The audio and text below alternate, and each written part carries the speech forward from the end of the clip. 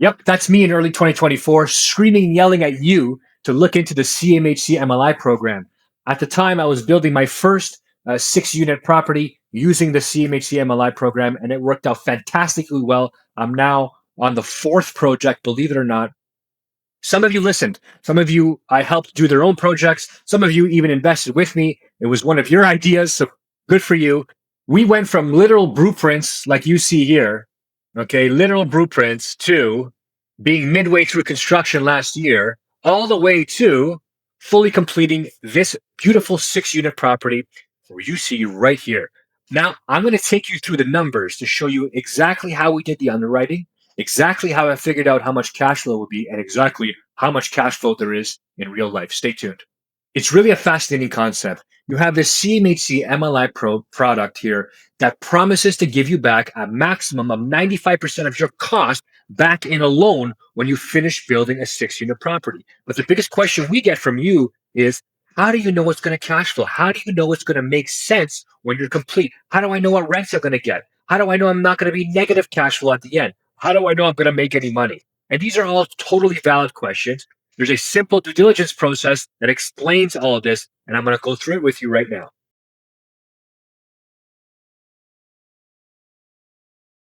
This, my friends, is called the CMHC underwriting. You can see the title right here, CMHC MLI Select Pro Forma.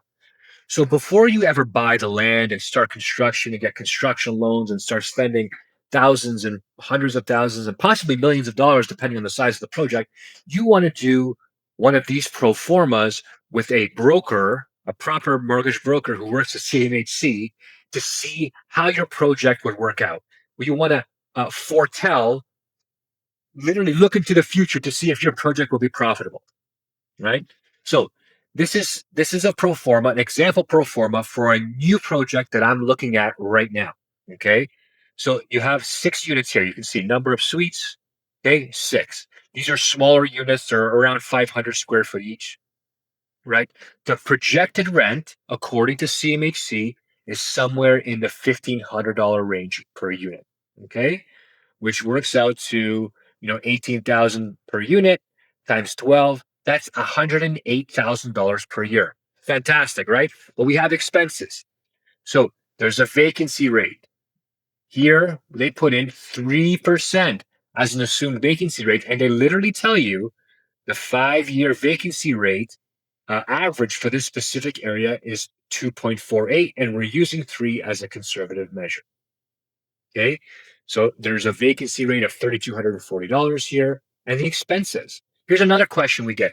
Paul, how do I know how much property taxes are, how much insurance there is, how much utilities, maintenance, all the other expenses? Well, here it is. This is the part that you need to determine if your property will be valuable upon completion. Okay.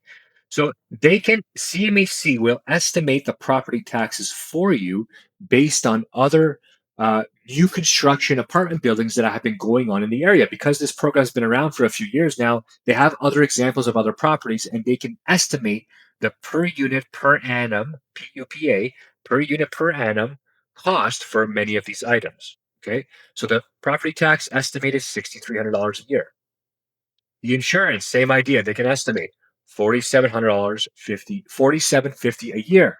And the utilities, even though you're going to charge rent plus utilities here, it's going to be $1,500 plus hydro, plus water, plus gas, whatever utilities you have.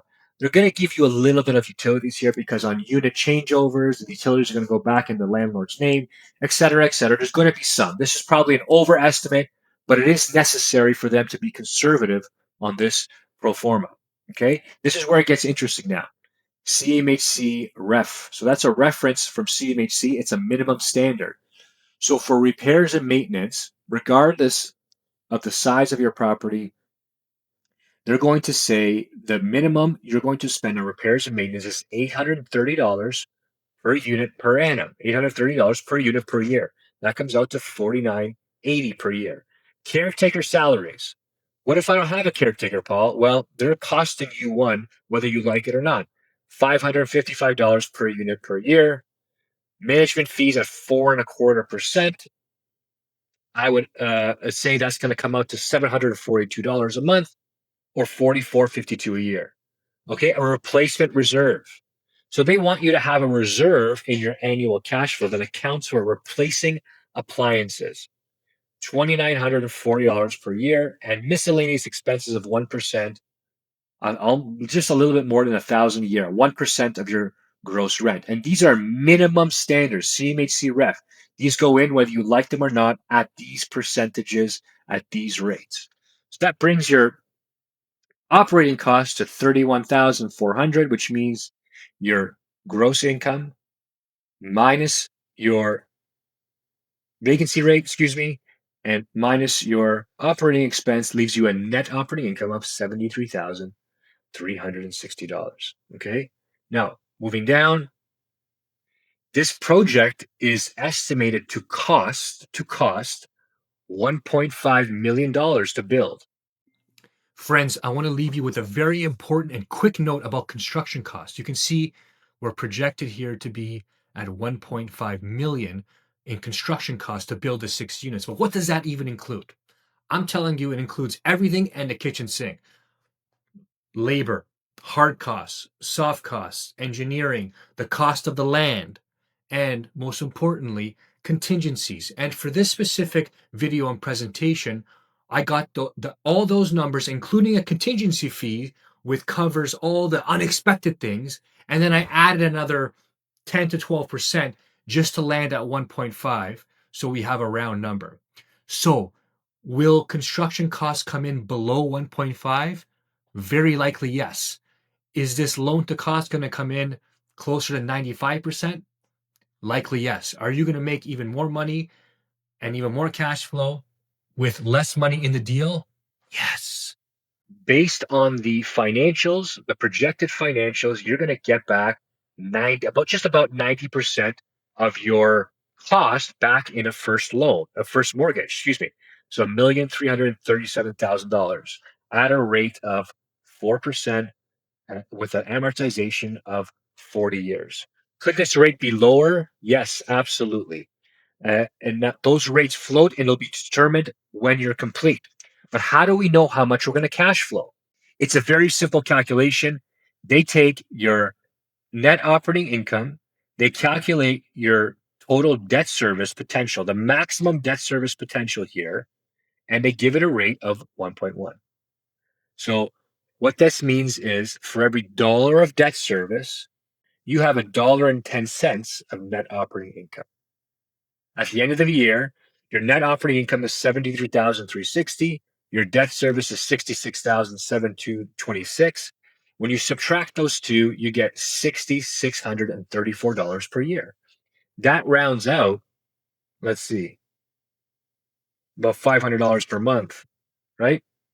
634 divided by 12 is $552 per month. Now, that doesn't seem too sexy, does it? Who wants to go through this whole bill to make $552 a month? Let me tell you, it's not realistic. Here's why. On your expenses, because this is a brand new property, are you really going to spend $830 per unit per year repairing and maintaining this property? Highly unlikely. Highly unlikely because it's brand new. Everything in the place is brand. All the HVAC, mechanicals, roof, windows, plumbing, electrical, anything that can break and cost money is literally brand new, and you have a warranty from your builder. I hope. So the reality is that the maintenance is going to be much lower than they're quoting here. But remember, they need to be conservative. So they're going to give you the highest maximum amount. Are you going to have a caretaker? Probably not. Okay. Are you going to pay for property management? Possibly. That's a reasonable expense. Are you going to pay 4.25%? No, probably 5 to 6. So that can go up. Are you going to put money aside to account for appliances breaking? I know I don't. If you choose to do that, hey, I'm not judging you. I just think that's over and above what needs to be done. To manage a property, to operate a property like this. So I'm putting, $3,000 back into my cash flow every year. And should I have a miscellaneous expense? Sure, we'll keep it, right? Keep that. But realistically, once you get some realistic expenses in your actual operating pro forma, the reality is you're adding back $500 to $800 a month. So, instead of 552, let's add back another 600 just to be realistic here. You're essentially $1,100 to $1,200 a month, which is in the range that I talk about in all these videos.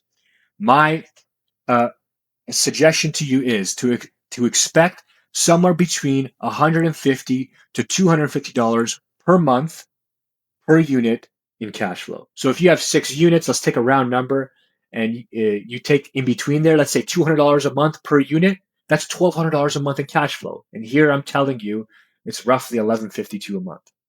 That's essentially where you're going to land, and it's a solid expectation. Is it going to make you financially free with one property? No, but you're missing the point. Those of you who are simply focused all on cash flow are missing the point, because if the building, and this would be a lot, this would be the max amount. If the building costs 1.5 million to build, and they're going to give you back $1,337,000, you're only this building only costs you 160 grand. You're literally getting back 90% of your money. You're only in for 10%. How many more times can you repeat this build and get back 95%? Okay. That's the trick here. If you can get back 90 to 95% and still cash flow $1,200 a month, what do you have to lose? I'm so upset I'm talking with my hand. What do you have to lose? Folks, this is how you create cash flow. But the real trick is getting the high LTV loan to cost back while still cash flowing. So you can do it again and again and again, like I am on the 4th project. That's how you create real wealth. That's how you create financial freedom results. Let me know if that makes sense to you in the comments below.